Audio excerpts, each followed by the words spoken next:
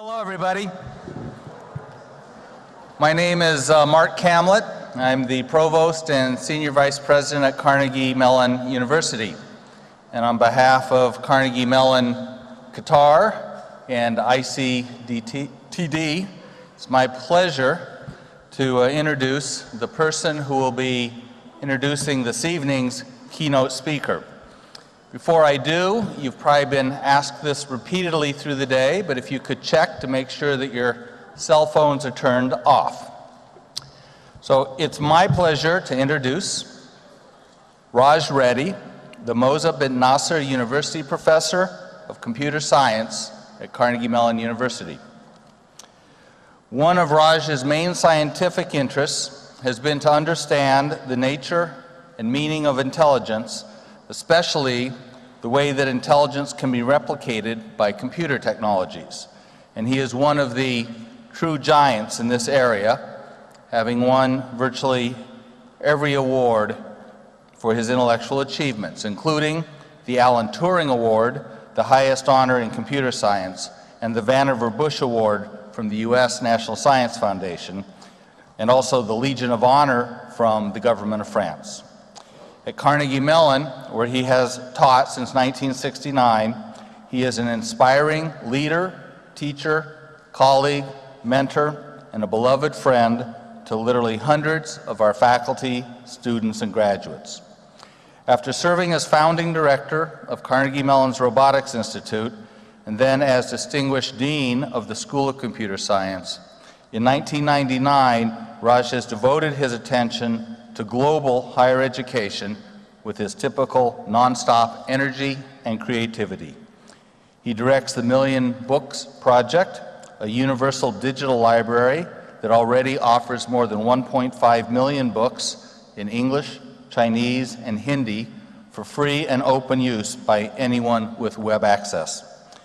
He was a key advisor on the development of Education City, and in our case, was instrumental in bringing our university here. Today, he is also serving as the Chancellor of the Rajiv Gandhi University of Knowledge Technologies in Andhra Pradesh in India, an innovative institution with a curriculum he helped to design as a model for 20th century learning. It's my pleasure to introduce my friend, Professor Raj Reddy. Thank you.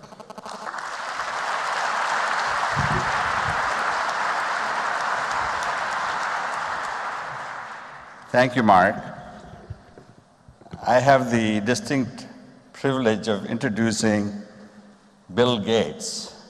Does anybody here want to be introduced about Bill Gates? I don't think so.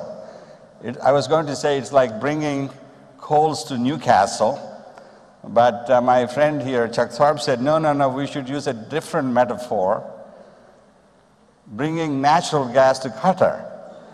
Okay. So it has been my privilege to work with and interact with Bill a few times as a member of the Technology Advisory Board of Microsoft. I don't want to take time to explain to you about all his achievements, but I'll share with you some personal vignettes about him that many of you may or may not be aware of. When you interact with him in small group settings, what strikes you is his intensity and focus and passion he brings to any subject under discussion. He cuts through all the chaff and gets right to the point and asks you a penetrating question in a few seconds after you said something. And it kind of takes you aback and saying, how can you get there that quickly? But that's what he is. He's very focused and passionate. The other thing about him is his extraordinary generosity. You all know that Gates Foundation distributes billions of dollars. But what you may not know is almost every major university in the United States with a rankings computer science department has a Gates building, including Carnegie Mellon. We thank him for it and his extraordinary generosity. And the third thing that is very interesting. You know, people have given away money for hundreds of years, and usually you give money away and you never ask the question, what did I get for it? Is it really being spent well? For the first time in the last decade or two, we have a new discipline, which is quantitative models of philanthropy. And Bill was instrumental in kind of getting everybody to realize not only must you give money, but you must devote time to see if it is really yielding the results you thought it would. If not, you should change the model. And the only way you can do that is to understand, have metrics and measurements. If you can't measure it, you can't improve it. It's my pleasure to introduce Bill Gates. Bill?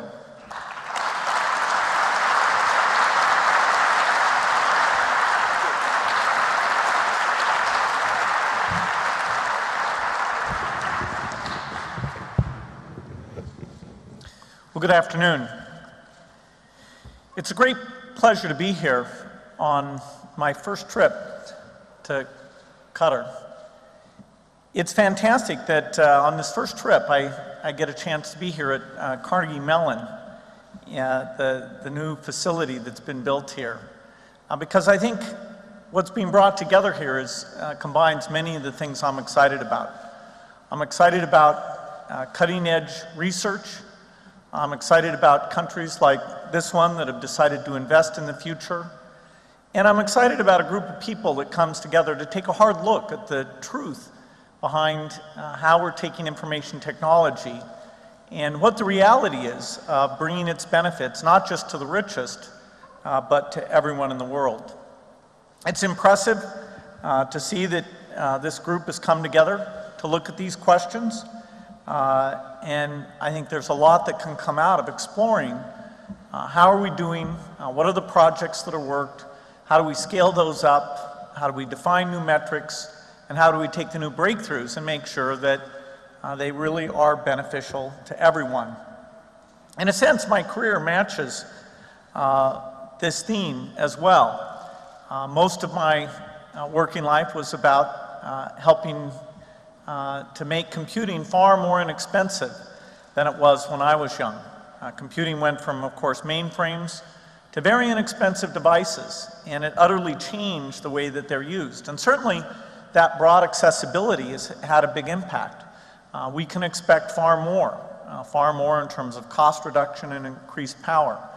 But since last July, my focus has been about helping the poorest. And so the foundation that my wife and I had have taken areas like health and development and aspects of education and decided to try and have the most impact we can possibly have with the resources I was lucky enough to have, and then with the gift that my friend Warren Buffett gave that gave us very substantial resources to have as much impact as possible.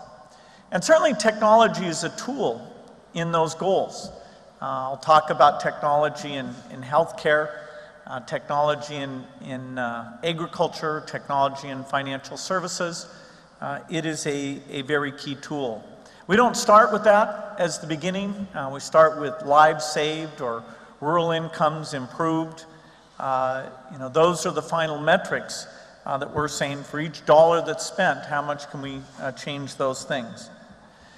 Information technology has been applied to development areas for more than 20 years. And I think we can say that there have been mixed results. Some shining examples of things that have worked, but many cases where the real benefits fell far short of the goal that someone had in mind. You could even say this has been an area where there's been a lot of hype. Something appears and it looks like it's going to be fascinating.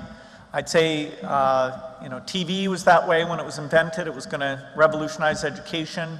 The PC was going to revolutionize education. Now, everybody's sort of casting those dreams onto the cell phone that, all of a sudden, simply because it's pervasive, that it can change these scenarios.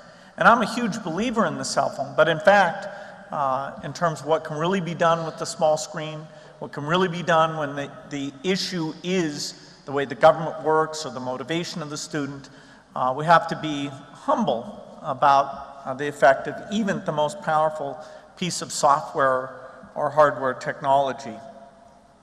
And this is why I think this conference is so important. As soon as I heard that this gathering was taking place, I said that I was very much looking forward to coming to it this year. Being able to ask the hard questions, study these things, measure these things, understand why some take off and why don't, having metrics or rigorous understandings. This is very important, and so I applaud the work, and I hope that in years ahead, as this is done on a regular basis, that we draw in more IQ and we draw in more people, because I think it is so important. Let me talk a little bit about how I think people come to these problems, and a little bit about where I think we should go, and why overall I end up being very optimistic about what can be done. Many of us are involved in these things because we believe helping the poorest, those who are impoverished, whether you measure that by $2 a day or $1 a day, we believe that helping them is a very important thing to do. And it's a privilege to work in that area. Poverty is terrible in many, many ways. It's terrible for the person who's involved. It's terrible for the country that person is in. It creates a situation of very, very high population growth, compounding all the problems of development, whether it's jobs or education or health care. And fundamentally, it wastes human potential. There's a beautiful thing that as we get people out of poverty and we get them to be well educated, then they tip the balance because their work is enlisted in the type of innovation and entrepreneurship that creates wealth, that creates new ideas. And certainly the world is in a much better situation today in terms of the percentage of humanity that's thinking up new drugs to help people, new software, new designs, new innovations. We're tapping a higher percentage of the world's IQ in doing that work than we ever have in the past. And that's partly why innovation is happening at a higher rate. The things that facilitate innovation like the internet are there, and now we just need to make sure that it's directed not only at the richest. Because after all, there are mechanisms in terms of market demand that would drive technology of all types, not just IT, but take the very most basic need, which is food, or perhaps the second most basic need, which is medicine. The incentives there are very much driven by who has money. Money speaks in the marketplace, and so we can look at innovations in agriculture and innovations in medicine that are not being prioritized, and others that are far less important that are being prioritized because of that market imbalance. And to offset that, it takes quite a variety of things. It takes individuals who believe in helping in development. It takes philanthropists. It takes governments who play a very huge role, all coming together and even engaging the private sector in what I've referred to as creative capitalism to draw them in to these activities, to have some of their experience of innovation, whether it's drug trials or writing complex software or designing electrical networks, bring them in so that they can contribute as well. Many of us are here because what we're working on is a great intellectual challenge. Figuring out how the software can work for someone in a remote village or for a farmer or for rural slums. It is a very interesting challenge. I'd say, equally or even more interesting than the same problem in the rich world. Many of us are here because we have institutions that have enlightened self-interest where they care about these problems. Certainly for Microsoft, our mission of helping everyone achieve their potential is a very broad thing. And the more that can be achieved, the more it's good from the point of view of showing the power of software and for driving the size of the technology opportunity. And so that fits into this idea of creative capitalism that I mentioned, and that's been something that I've been talking about and going around to food companies, banking companies, cell phone companies, pharmaceutical companies, and talking to them about how they can tilt some of their activities, particularly their innovation, more towards the needs of the poorest than pure market signals would otherwise cause them to do. So we're all here for a variety of reasons, perhaps all of those reasons in many cases. But I think we certainly all share an optimism that we can take information and communication technology and do a better job of helping the neediest, helping the poorest. Now, if we just step back for a second and look at the last 50 years and say, what kind of track we're on, I think we can develop a picture that is a very positive one. Not so much focused on computer technology, but getting back to those basic needs of food and health. One of the statistics that has always caught my eye is the measurement of how many children die under the age of 5.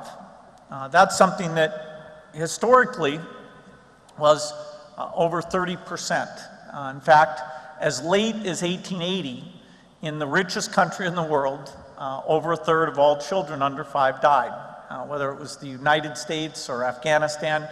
Actually, the variance between different countries was rather modest. And then starting in 1900, there was substantial progress made.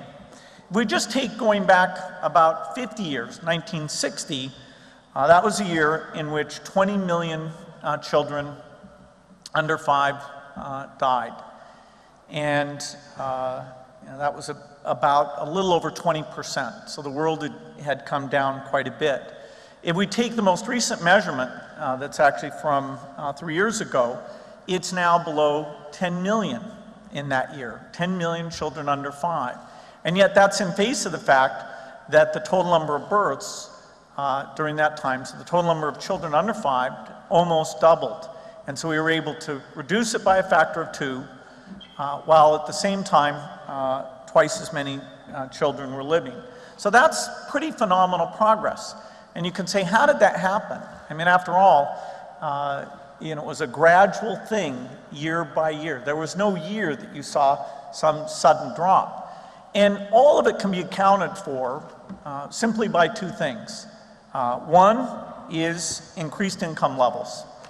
Increased income levels explain about 40% of that improvement. So, many millions of lives, because when you improve income, your nutrition, your living conditions are simply a lot better.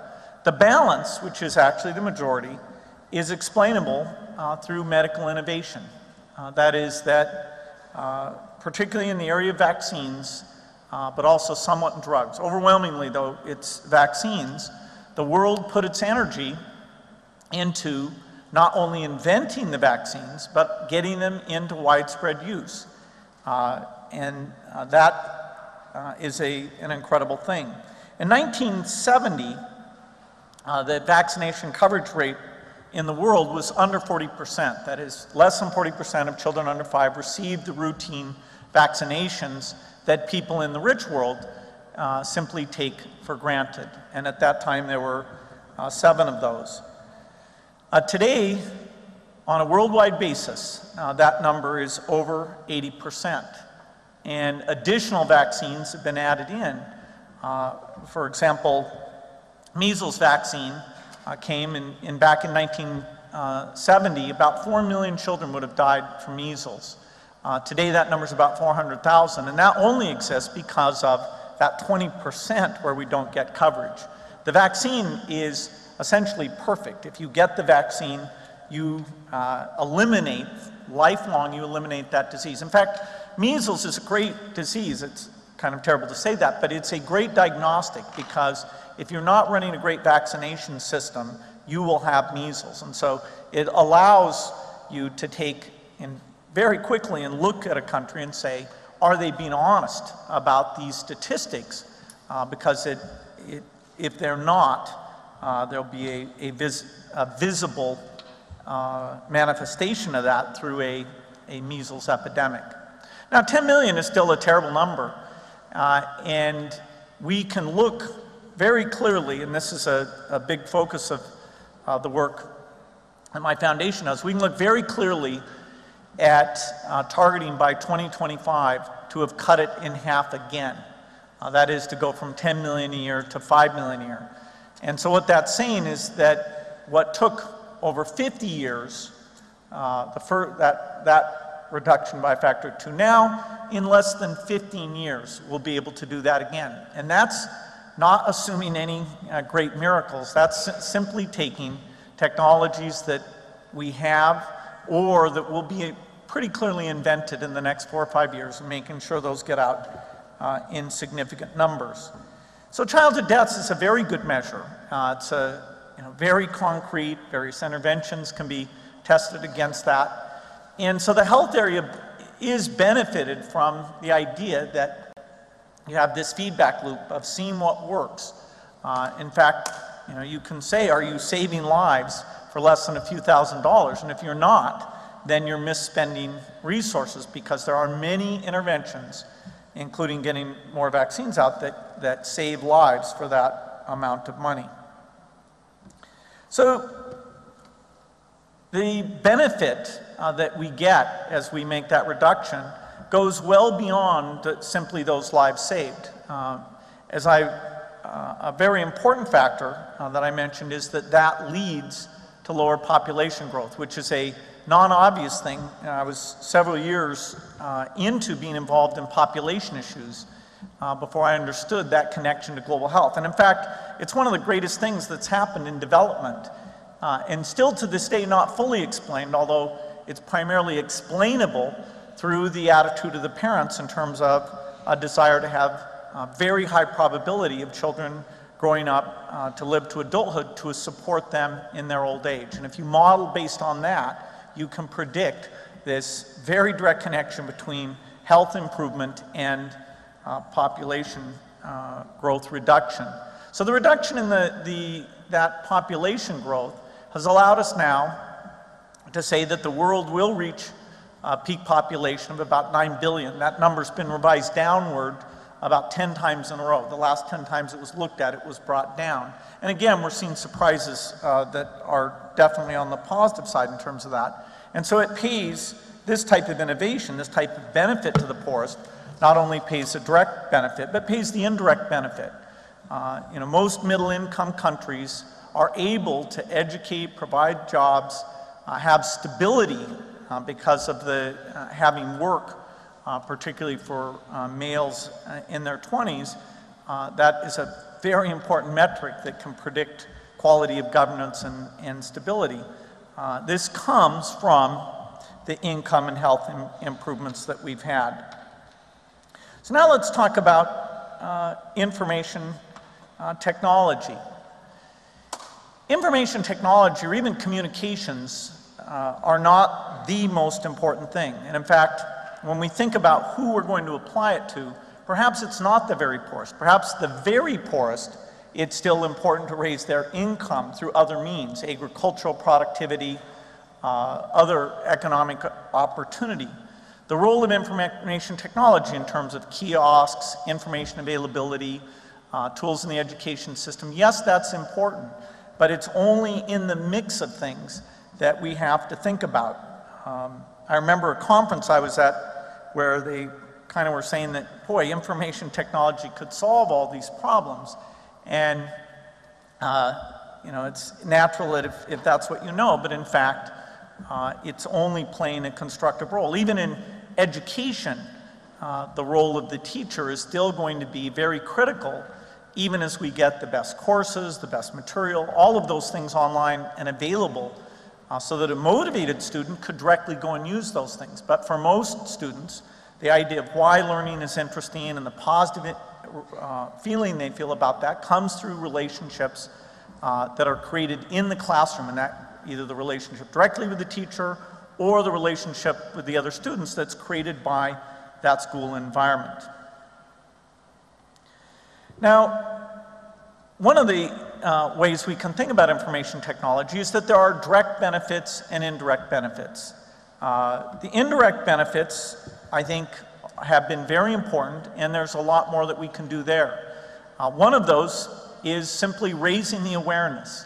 I've always believed that the more people are aware of the living conditions of the poorest, the more they'll be compelled to get involved, either advocating for their government to be more generous, or volunteering their time to have that impact, or getting their company to engage in creative capitalism, take some of its energies and unique capabilities and directing them in this direction.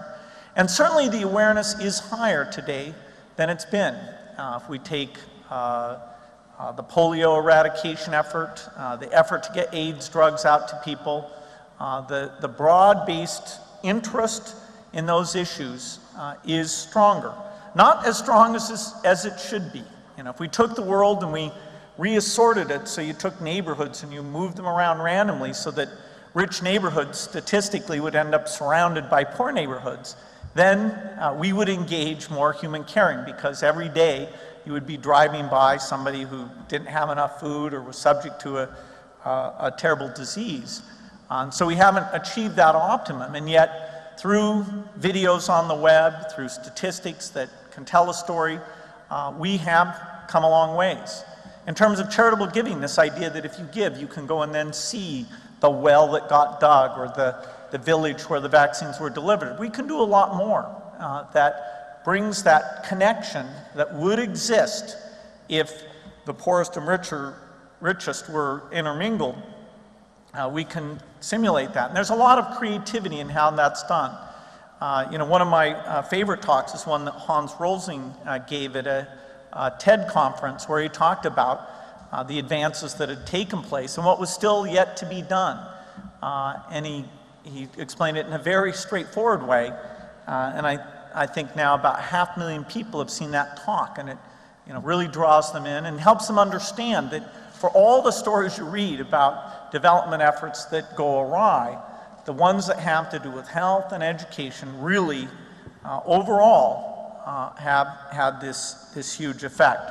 Now, the indirect benefit comes also through the type of collaboration the researchers here do, collaboration in terms of healthcare activities. So that's not to be understated, nor something that we should ignore in terms of the investment that we do. But the direct benefit has been even more difficult, and that's one that over time we all, I think, have a goal of improving. The largest project that our foundation's been involved with that has a direct benefit has been what was called the Global Libraries Program. And that program intentionally picked countries where the environment was conducive, either the communications networks or the government partnership or a network of existing libraries. And so that, you know, project went to Chile, Mexico, Romania, Botswana, Lithuania, mostly middle-income countries. And what it did was it pervasively put computers into the libraries and trained the librarians so that somebody coming in who wanted to get in touch with a relative far away, or look for a job or develop a new skill, that was available. And that project was only successful because of continual learning, where you saw what the scenario was, what somebody wanted to come in and do, and you figured out how you could take the library environment or the software that was on those machines and help out. You know, the insight, you know, and that older people would come in and we needed to blow up the type so it was easy for them to read, or, you know, in certain locations they would come in with different language background, and so we had to have the native language software for their needs. Many of those lessons seem obvious in retrospect, but it was only by having a constant learning, monitoring, evaluation that those succeeded in being successful. Certainly I'd like to see those projects get out to even more countries, you know, to have partnerships, and certainly as the cost of wireless communication comes down, as you have people here who are working on breakthroughs that let you do that in new ways, I do think we want to extend that kind of community access with support out so that every child has that kind of access. You know, many of these projects where we think about technology, you don't really start with the technology. I mean, the technology opens up the idea of dreaming about something because it becomes economic. And in many cases, we're simply taking what's worked in the rich world and mapping it into the developing world. In some cases, we have unique problems, unique barriers to overcome that are very, very different. For example, if you're trying to work with people who aren't deeply literate, that's not a problem that's ever been solved when we have that interaction taking place in the rich world environment. There are some examples that are coming along that I have a lot of optimism for. There's a telemicroscopy project at UC Berkeley that Microsoft has helped out with, where an undergraduate class came up with a way to attach a clinical quality microscope to the cell phone. And by being able to take those images and transmit them back, have expertise applied at a distance, that type of diagnosis, for example, seeing the parasites that are characteristic of malaria, that really is something that we think can make a big difference. Now, getting it rolled out, getting the healthcare workers trained, making sure that the intervention, which is to give the malaria medicines, that's actually going to be there so that all the steps in the benefit process take place. There's a lot of hard work. But in fact, I do think that that's a place where the technology insight is going to enable something that wouldn't have been possible before. Another good education is thinking about education. That's a case where in India, Microsoft has looked at many projects, getting the computers out, helped out with those. One of the interesting things that was done recently was actually putting the textbooks, the standard textbooks, online so that those were available. And so information, not only could you review those, but over time you could connect the textbook to the relevant things that were out on the internet. And so your starting point was one that was very relevant to the teacher and very relevant to the student. And again, that seems like a very simple thing, almost obvious in retrospect, but many years went on in those types of education empowerment projects before somebody came up with this idea of tying very directly back to what the experience had been prior to the computer being there. M-Pesa is another good example. This is, of course, a mobile phone project where people in Kenya, now over 6 million people, can go to an agent, give cash, and that creates digital money on their cell phone, and then they can transfer it out to anyone else who has a cell phone. And that person can either then further transfer it in a pure digital money sense, or they, at some point in the chain, go to an agent and actually for a 30 Kenyan shillings are able to cash out and convert the digital money into cash-based money. It's kind of amazing how this has caught on. Vodafone, through its group there, Safaricom, drove this forward. It's now over 120 million a month that's going through that system. And you shouldn't think of it really as a banking system, although it fits in that realm of empowering people to move their money around and store their money in a different and safer way.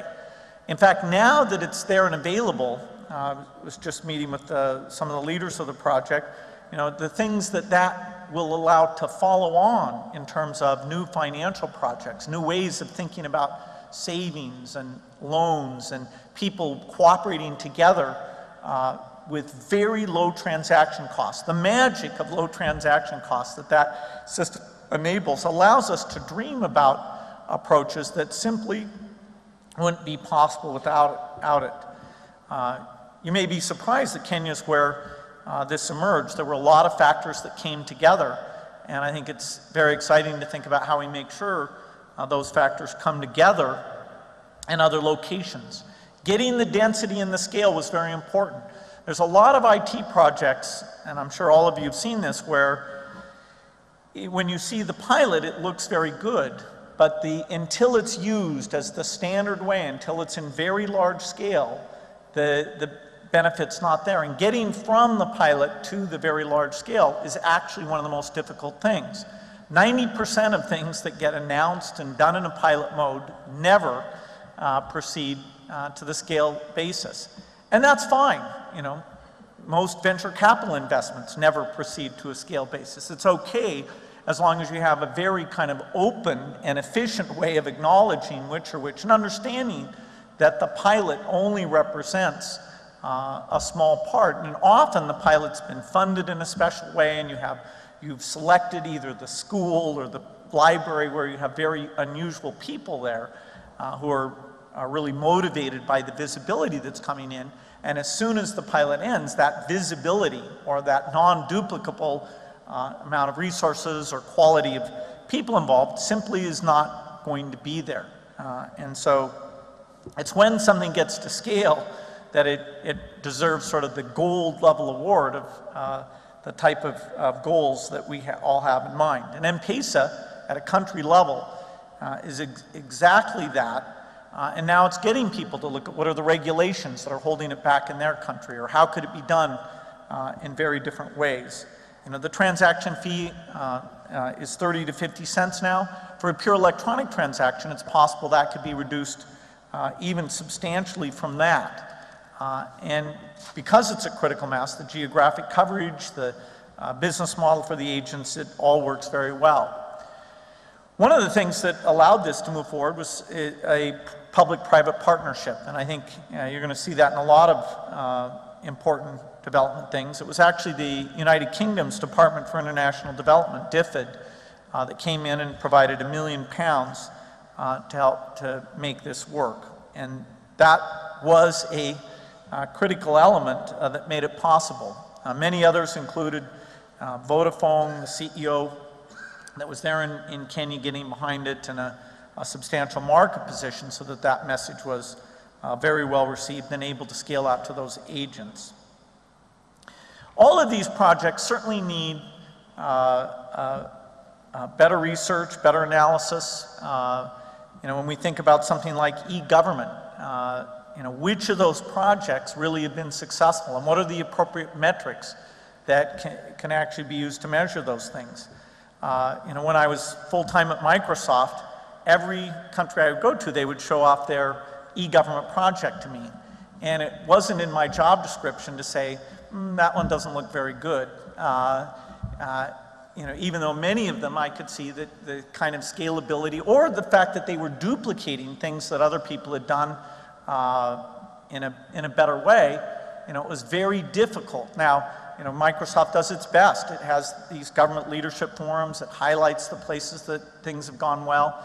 In many areas of this endeavor, it's nice if you have an exemplar where you can simply say they've done, this one place has done it very well. Unfortunately, in the case of e-government, many things defeat that. That is, governments are very different in terms of what happens at the national, state, and local level, so that you can't move things around. And there is no country where you would say across the board they've done all these things well. And then, of course, you have different income levels that would mean that, for example, public access or citizen ID or sensitivity to privacy would be very different across these different domains. And so e-government is a very tough application. It hasn't diffused the same way that information technology has, say, within an industry. If you take, you know, say travel websites, the speed of diffusion of one, say, airline or one travel agent doing something innovative on their website,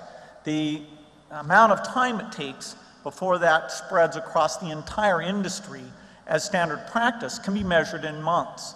Whereas in e-government applications, I'm quite sure that in periods of decades, you will not necessarily get a transfer of best practices from one place to the other.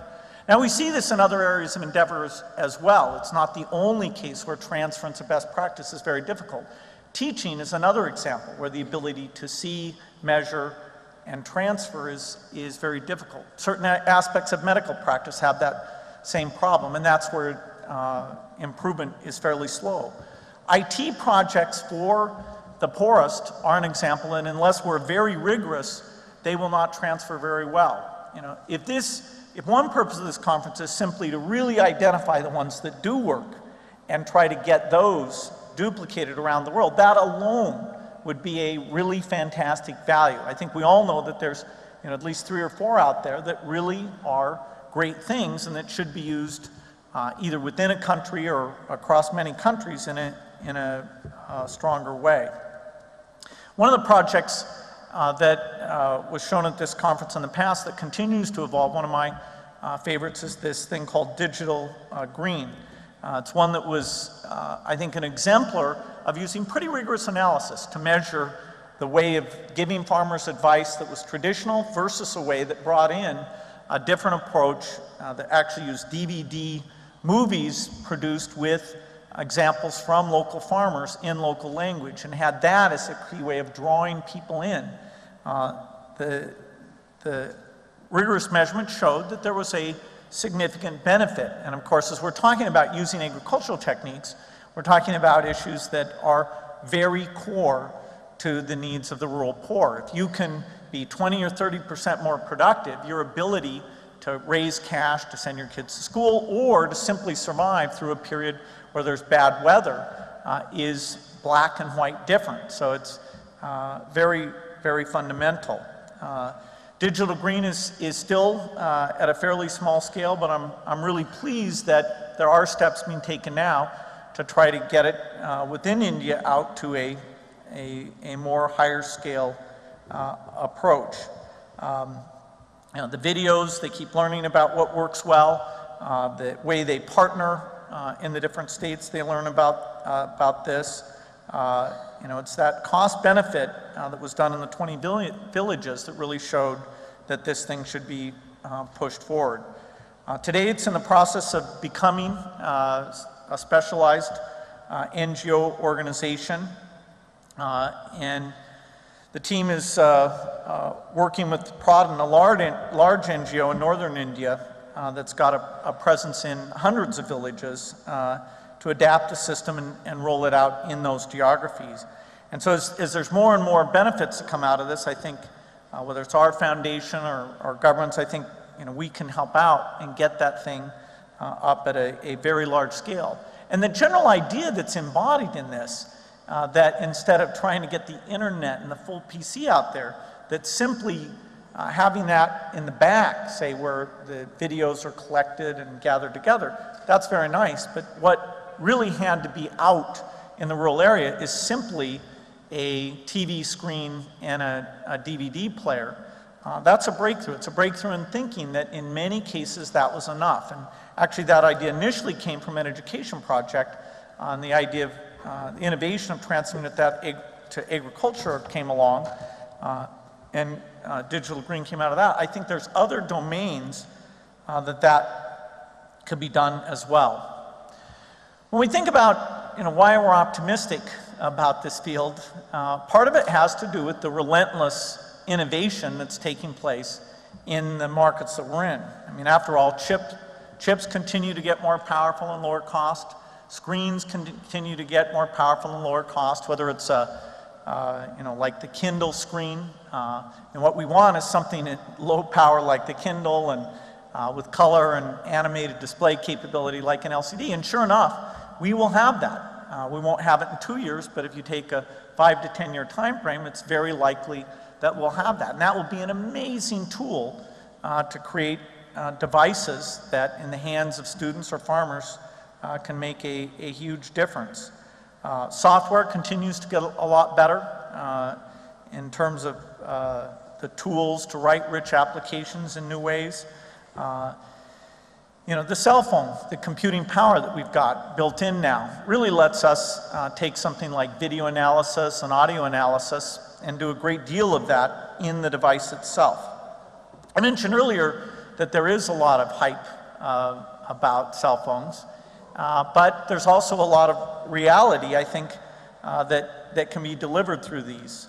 For example, in many of our healthcare problems, our big issue is getting people to follow up. For example, with AIDS medicine, you have to take it daily for the rest of your life. For tuberculosis, there's a treatment regime that's at least 6 months long, where if you don't take the medicine on a daily basis, then the disease is going to come back, and it's going to come back in a drug-resistant form that not only is bad for you, because that's very difficult to treat, but you will pass along to other people that drug-resistant tuberculosis. And so there's a project in China that I kicked off with the Ministry of Health just a few weeks ago, where it's required that if you have TB, you give your cell phone number, and they're using that as a follow-up technique that should lead to much higher compliance. And it's, of course, a very inexpensive intervention, and yet kind of obvious in a way, and probably can be used in a lot of places. In northern India, there's a fantastic thing going on where the government is investing in community healthcare workers. They call it the National Health Rural Mission, and it's wonderful to see that the extra resources are going into that. One of the challenges about whether it has the impact that everybody hopes it has is that these people will be fairly low paid and not highly trained. And so one of the things that we're exploring with partners is whether by giving that worker a cell phone where they could step through what symptoms are they seeing, what procedures should they go through, if they do need to file a report or gather statistics, that's simply a matter of interacting in a very simple way on their cell phone that avoids the need to do paperwork that would rarely be done, and if it was done would take away from the productivity that they would like to have. So I think a cell phone for that type of community healthcare worker can be a very effective thing. You know, they still need to have the medicines, they still need to have the trainings, they still need to get paid, but in terms of making them effective, I think we can empower them with that sort of decision tree interface that will let them deal with many situations on a more professional basis. Another thing that's exciting about cell phones is creating transparency of governance. You know, I wish there was a magic way for a foundation to give money and cause there to be great governance. You know, one of the great determinants of how much the human condition improves, measured on any basis, the normal sort of human development index or on economic improvement, is the quality of governance that's provided. And of course we have extreme examples like Zimbabwe, where you can actually take and go from a very reasonable middle income level of activity to almost being, you see that and then you compare. Is there a school there? Is there a road there? You know, are those number of people available in the local healthcare clinic as were funded in that budget? That type of transparency really can make a difference. And so I think there's a lot of innovation that can come out of that. Another example is one that the Poverty Action Lab at MIT has driven, where noticing the problem that teachers weren't always showing up as they were supposed to in India, they decided that they would use cell phone pictures that would have the date on them, and you'd have to take that picture and transmit it in real time in order to prove that you were actually deserving of being paid your teacher's salary. And in many cases that created a very dramatic improvement in attendance by the teachers and therefore by the students. If we think about corruption, the ability to survey people and ask them, you know, what interactions are you engaged in where the government officer's not completing the transaction unless they get paid, the cell phone allows the government to reach out to the citizen and ask questions like that, gather information in a way that just wouldn't have been possible before because it would have been too visible, too expensive, simply too difficult to do. And so there are many applications to be optimistic about. Every one of them will be painstaking in terms of designing it, making sure it gets rolled out, making sure it's sustainable. I'll offer 4 general ideas, just in closing, about how I think we can up the pace of innovation here. First, we need lots of exploratory projects. And I am pleased that in the great schools, this idea of saying to students, working on projects that are worthy because they help the poor, really is catching on. There's some leading schools like CMU or the others that sponsor this conference that are at the leading edge of that. But it is a broad phenomenon. It's not just the 4 or 5 schools that got in early. And so we are tapping a better IQ pool. Now, having all those exploratory projects is great, driving those numbers up.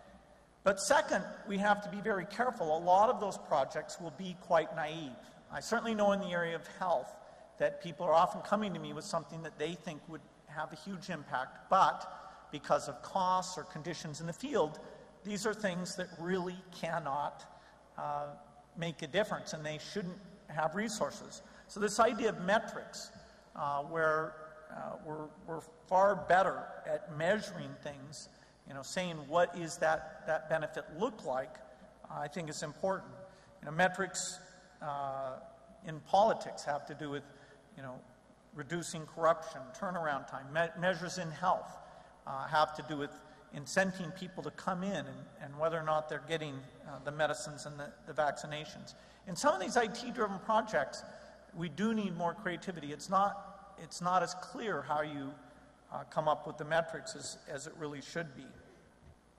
We, of course, need to involve people with different domains of expertise, and that's true of so much of the cutting-edge knowledge, is that you have to pull in different disciplines. When I was meeting with some of the people who work on these areas, it was interesting to learn about their background, because sometimes it would be somebody who came up more in the social sciences and developed an interest in this, and then later came to the IT field. Likewise, many people start in IT, but you really do have to get out in the field, see these conditions, and get involved. I do think having labs that are located throughout Asia, throughout Africa, that allow people to have this kind of hands-on experience is very, very important. And certainly for Microsoft, that was very catalytic in being able to have people try things out in a realistic way. I do think that the trends are on our side, whether it's the leadership being shown here or the interests of young students. I really think it's there. When I go out to talk about these things, I certainly find the same enthusiasm that I would find for a new piece of software technology. There's new studies being done that will help with this. The Global Impact Study is one that our foundation and Canada's International Development Research Centre are helping to fund, and really looking through and pulling out these best examples and thinking about things in terms of different metrics. One thing I think is key is that many of these projects are catalytic. That is, once you get a community into a positive cycle, some wonderful things can happen. You see that with education. You see that in empowerment of women. You see that as you get the vaccination system to work well. Once you get it going, it can be almost a habit, and it stays in place and doesn't require that constant investment. In fact, it becomes the platform for more things to happen on. Certainly, as you get kiosks out, if they get out there and they're used for one application, dozens of other applications will show up, and it'll be far, far easier because the complexity of the communications infrastructure, the maintenance, and those things will have been proven out. The libraries project was like that. We had 4 or 5 ideas in mind of what the people would be doing, and then dozens of others came along, and they were very easy to implement because they became simply a little bit of training for the librarians, some video, and the software running on those machines. So I think the work started through this conference will play an important role to bringing us closer to the day when everyone has the opportunity to eat what they deserve, to be healthy, to get an education, to be qualified for a great job, to be able to gather knowledge, to be able to be an informed citizen and contributing to the quality of governance in their country. I want to thank all of you for your hard work and commitment, and I look forward to working with many of you as we make these breakthroughs. Thank you.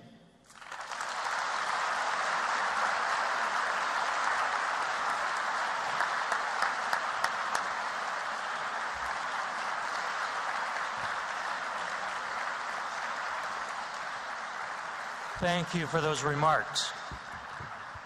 And a special welcome, Your Highness. I keep thinking that Andrew Carnegie would be proud. He cared about libraries, he cared about education, he cared about technology.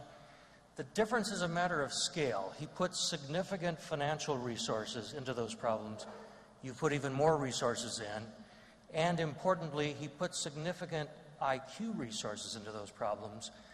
You put even more IQ resources in. Don't you agree?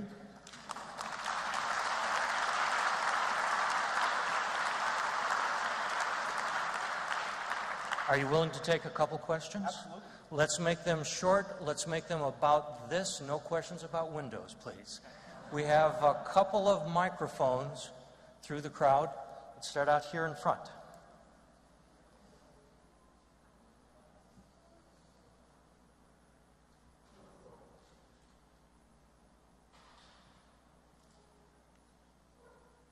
Omar Sahiri, BAI, Palestine.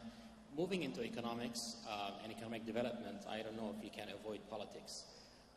The issue has been discussed in this conference, and I would like to know your take on the relationship between ICT, technology, internet, and democracy and freedom.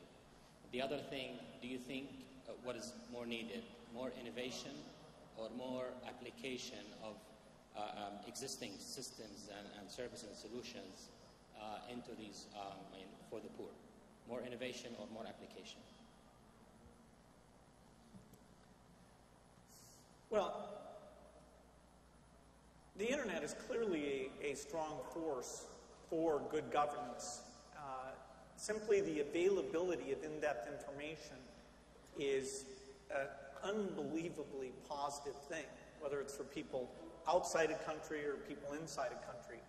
And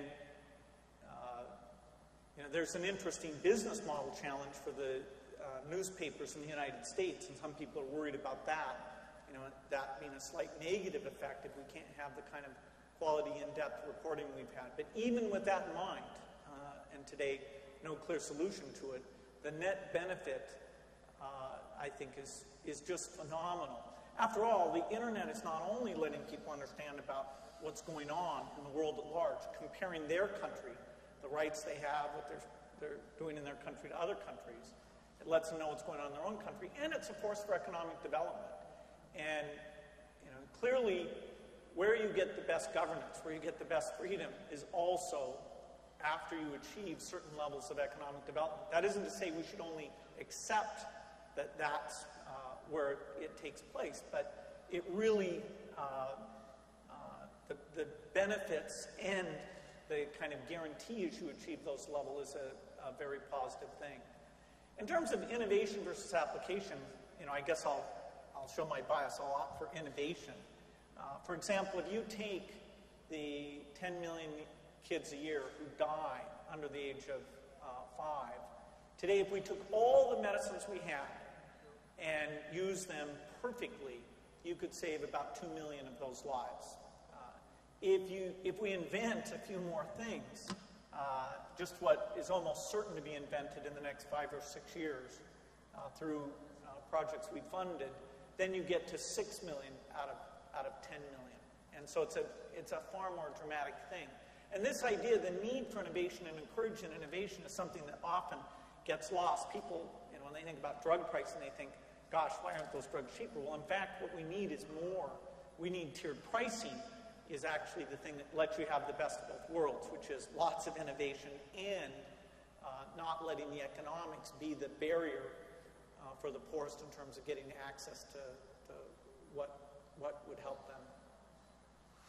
Thank you. In the back. We'll start out further back, and then we'll go to the gentleman in the blue shirt for the next question. But Yeah. There you go.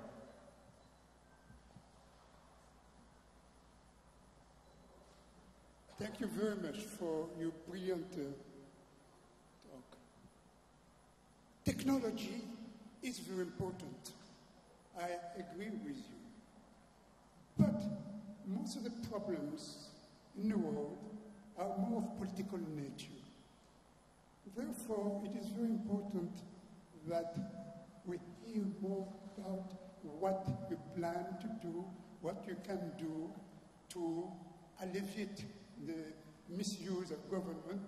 In that sense, you were very excellent in referring to the case of Zimbabwe. So I think we would like to know more about that, because technology is not a problem.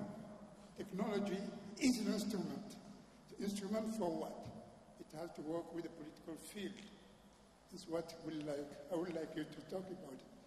Well, I'm very open-minded. If someone knows a way to take philanthropic money and create good governance in Zimbabwe, I would love to do it.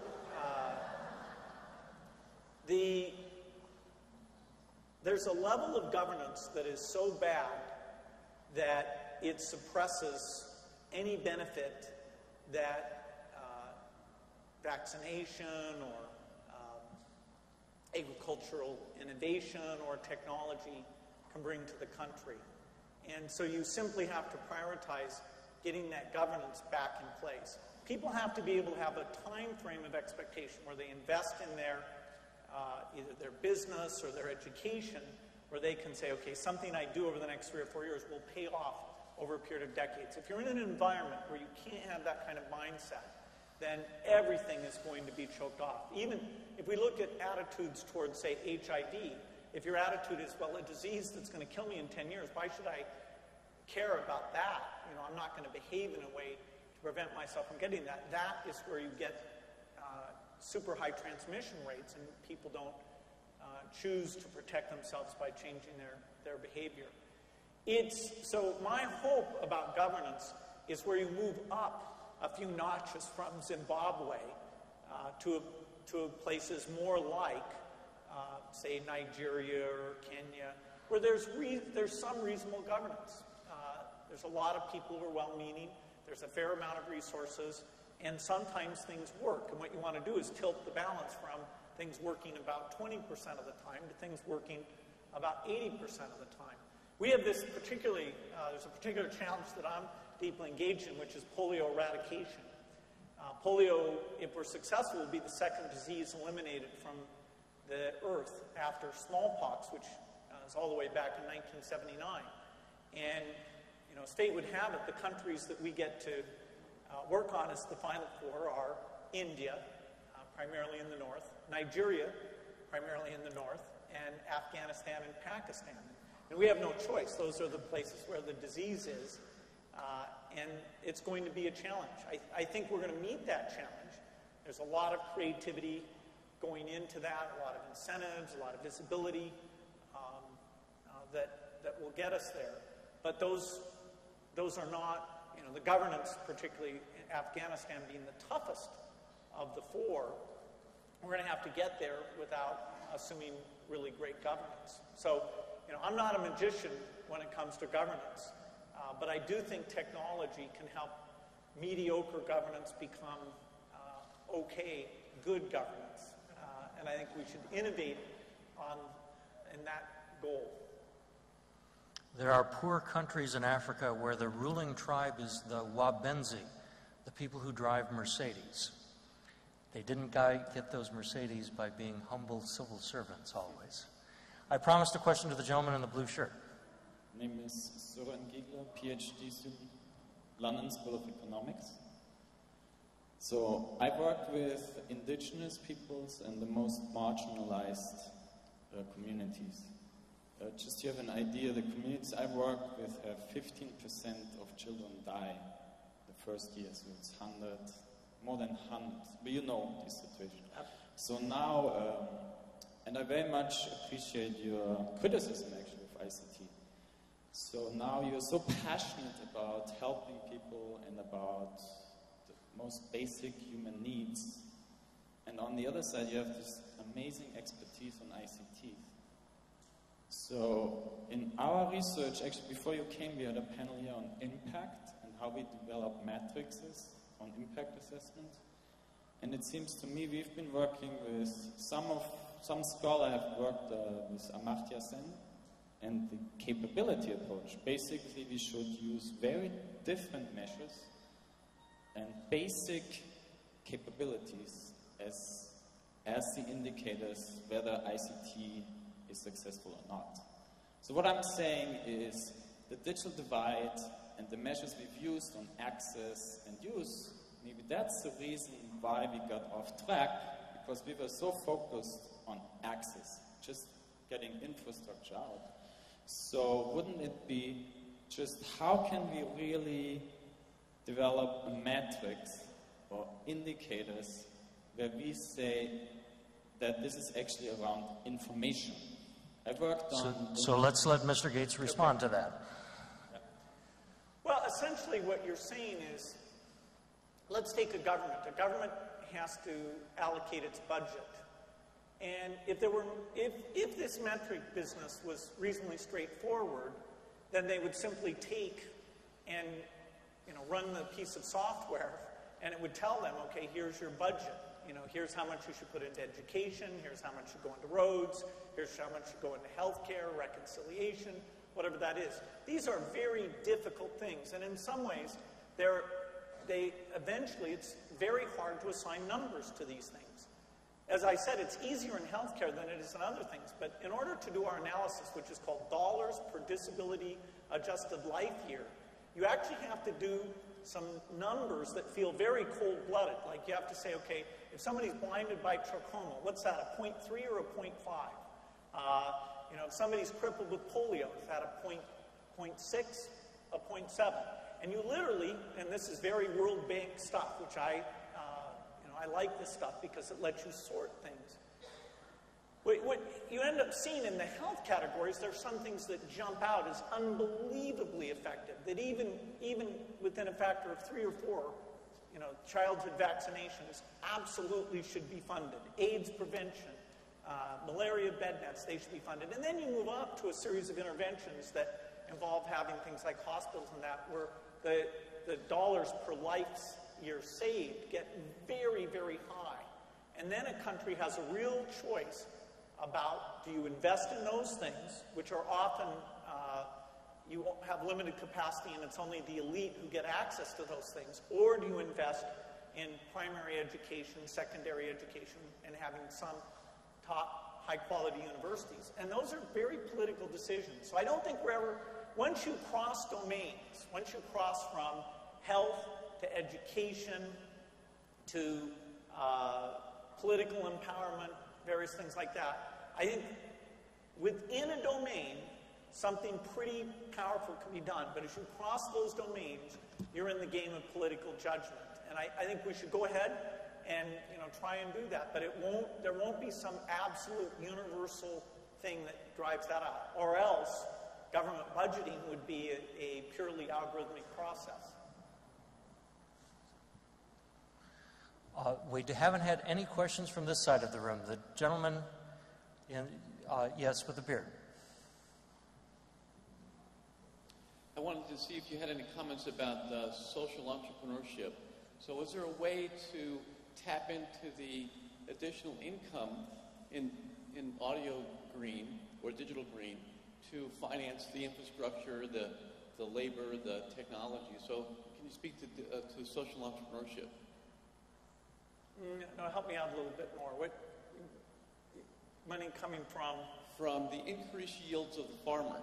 So my name is Matt York. I'm with One Media Player Per Teacher. So we're trying to find ways in which the increases in efficiency in this case agriculture, that some revenue can pass to the infrastructure, to the people shooting the video or purchasing the media players. I do think there are services that are far best delivered by governments. And if you have even a semi-decent government, there's a level of agricultural extension service that should be provided by the government. It's right up there with roads into the rural areas, where if you really try and come up with a private provider model, it just gets so, your overhead, your transaction costs, your uncertainty gets very high. And there aren't many examples where that's been done without a government involvement.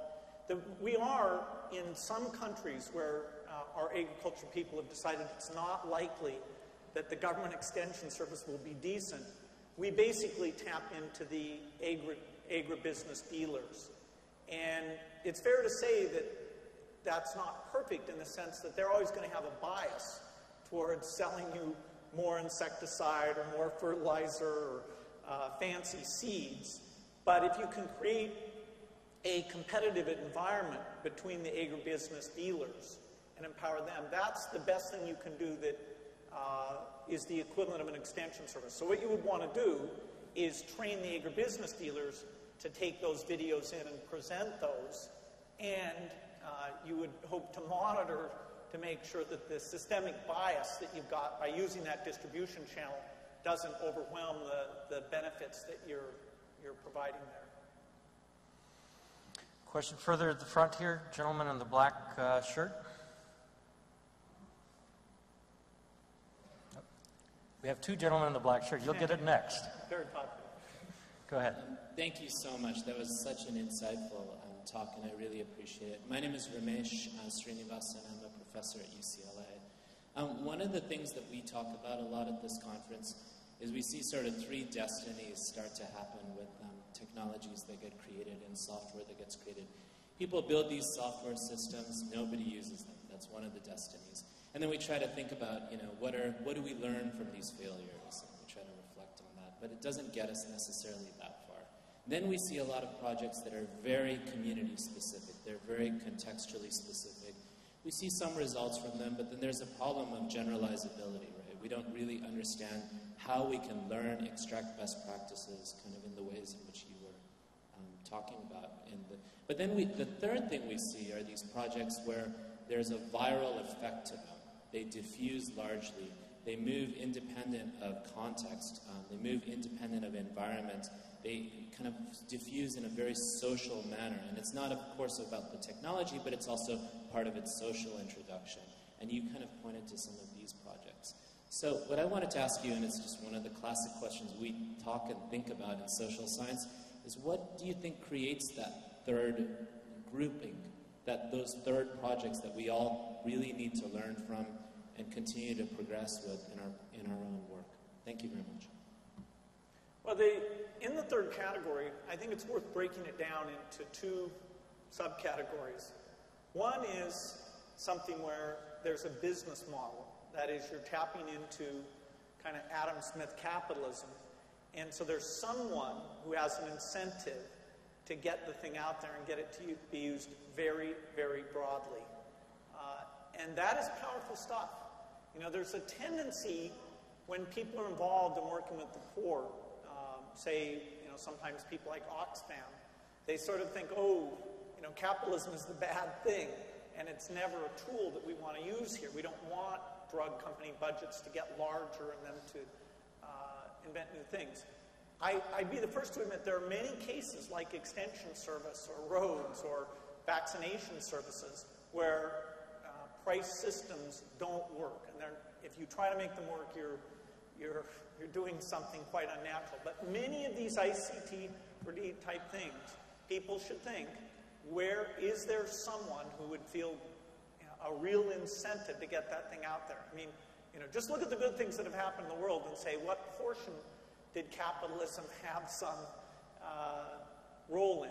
Then there's a second kind that don't need that. That is, because the people who benefit, that the word of mouth is going to be so strong, or the government desire to do the thing is going to be so strong. Microsoft has one it's a fairly minor thing, but we have this missing children tracking system that's now in like 30 countries. We made it available for free. It's a nice technology, but we overcame the sort of not invented here syndrome that exists around that. Got very widespread adoption of it. Now there's metrics, and now there's interoperability, which is an added benefit beyond the normal package. So I would say the number that can just virally spread themselves without anybody who has a motivation to get the thing out there, that's probably less than most people think it is. I mean, businesses, you can have a miracle medicine and you still have to have sales and marketing overhead to get out to even the most deserving recipients of those things. So that's always going to be tough to have something spread like that. What will fool you is there'll be a few examples, not fool you, that's too strong, but what will mislead you a little bit is there'll be a few that do work that way, that work absolutely brilliantly that way, and everybody will want to be exactly that thing, because putting a barrier in the way, an economic barrier in the way, feels like you're not serving the end group. But then again, everything has to be multiplied by the number of people that you benefit. If you don't do that multiplication, then you're just sort of feeling good yourself about what you've done. I promised the next question to the other gentleman in black. Okay. Hi, Mr. Gates. So my name is Kwang Chen, UC Berkeley. You talk about metrics, and there's a lot of talk here about metrics as well. As metrics are pushed down to NGOs and practitioner organizations, as indicators are pushed down, it increases the data collection and reporting load that these organizations essentially have to deal with. What can we do about that? Perhaps we can bundle together data management with grants. Well, remember, data management, this monitoring thing, this is also something that we can put into a couple different buckets. There's self-measurement, where you're just measuring in order to help yourself and to adjust. Have we put primary healthcare clinics in the wrong locations? Have we underestimated the number of personnel we have to put in those? Are we not stocking the right antibiotics because we keep stocking out? So there are things that you do that are just about the pulse of running the activity. When we do the libraries, the computers in the libraries, it's very easy to be running software that's gathering all the statistics about when they're used, how they're used, and that sort of things. When we want to do a comprehensive study, then to make sure that when the user says what their age is and all that, we double check that information is coming in properly. But the amount of data that's involved usually in those things is fairly small. Then you have the thing where you don't really, where you in an independent way want to come in and analyze these projects. And that, you do want to make sure the overhead of that is fairly low. And there, fortunately, you benefit from the fact you can do statistical sampling. And so if the thing has any scale at all, you ought to be able to do those measurements for very low cost. For example, with vaccination, we can go in and take blood samples. These are random household survey blood samples, and the assays to tell what vaccines they were given are very, very straightforward. So we can go into a country, we can spend $300,000, and for any country, give you a pretty good view of what the vaccination rates are in that country. Now, how often do you want to do that? Every 3 or 4 years, do you want to do something that's more like a $3 million test that will actually get a broader set of data points? That's valid, you can do that. But I haven't seen many of these projects where the measurement piece isn't kind of an integral piece of just the daily healthiness of what you want the employees who are involved in the project to think about and measure themselves and try and come up literally at the grassroots level with an idea of how they drive that metric up. The microfinance groups are very good about using statistical measures to look at the loans, the amount of loans, the payment loans, things like that, and actually driving a very nice hierarchical organization that gets more efficient at doing those things. Now, their transaction costs are fairly high, but at least they're very numeric in trying to make sure their resources are used in the best way. Bill, you've been very generous with your financial resources, with your IQ resources, and now with your time. Thank you very much. Ladies and gentlemen, I need you to hold your space while Mr. Gates and Her Highness leave, but just because you have to stay in your place doesn't mean that you can't stand up and applaud. Let's thank Mr. Gates. Thank you.